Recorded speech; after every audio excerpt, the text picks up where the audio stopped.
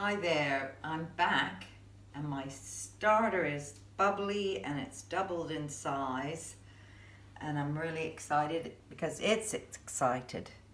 So if you can see, it's got lots of bubbles, and in fact on the side of the jar is the best way to know it's ready to go. You can see all those bubbles. This whole thing's keeping me really distracted from quarantining, and it's been so therapeutic with all the other things going on in our lifetime. So I really hope you guys are gonna love doing the sourdough. But before we can use this starter, I'm just gonna double check it's ready to go by putting it, in some water and doing the float test. So it has been rising and fermenting now for about probably 6 hours, maybe 5 hours. So it's had a lot of time to get going. But just to make sure, I filled this bowl with water and I'm just gonna plop a little teaspoon on the top, and hooray, it's floating there. So it's ready to go. It's gonna do all the stuff I want it to, and we're gonna have some great bread. So I've got my mixer here with my dough hook, and and my scales, and I'm going to take the bowl and put it onto the scales and set it on 0 and put 100 grams of my excited bubbly starter in. You can see how bubbly and airy it is, because this is it's going to make your sourdough look fantastic. Well, exactly 100 grams in there. Now, this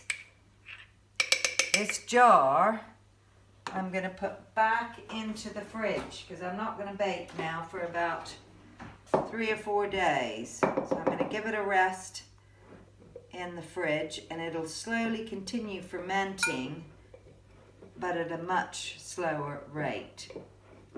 And then I can get a clean jar next time I'm ready to bake, pull it out of the oven the day before, put this scrapings, we call these scrapings, sourdough scrapings, into the clean jar and feed it, so it'll be ready to go for the next day when I'm baking.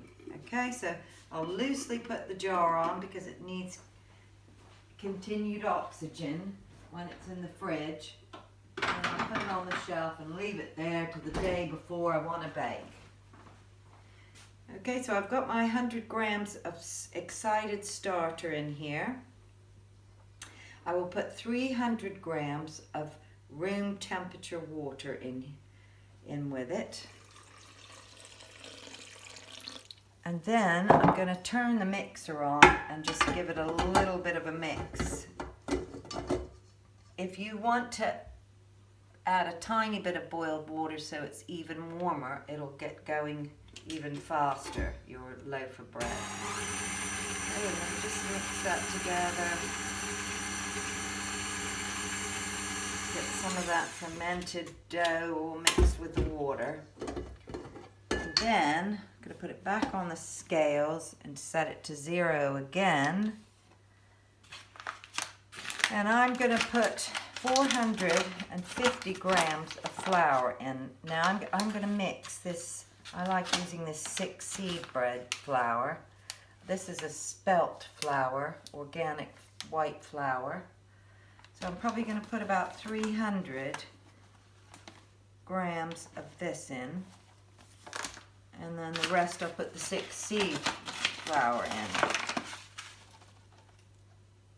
till it gets to 450.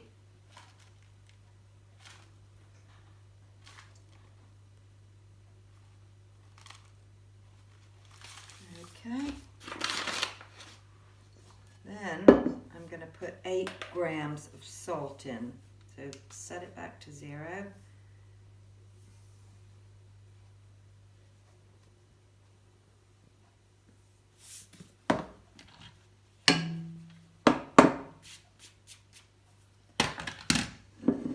Now I'm going to return it to the dough hook.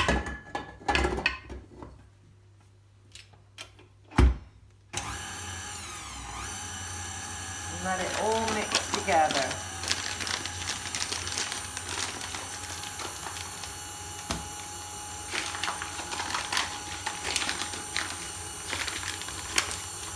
Maybe I'll stop it and push down the sides a bit.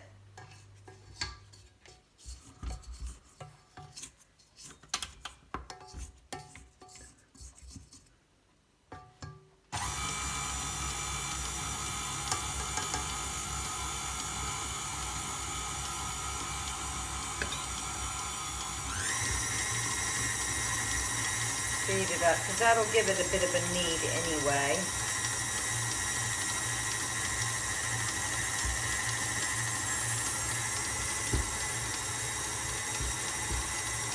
And you'll see it's a nice wet dough.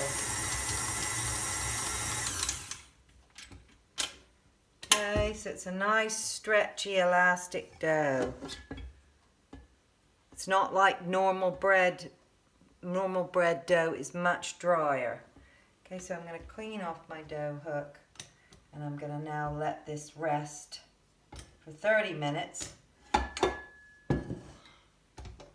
you can then tune back into my next episode, which is folding the dough.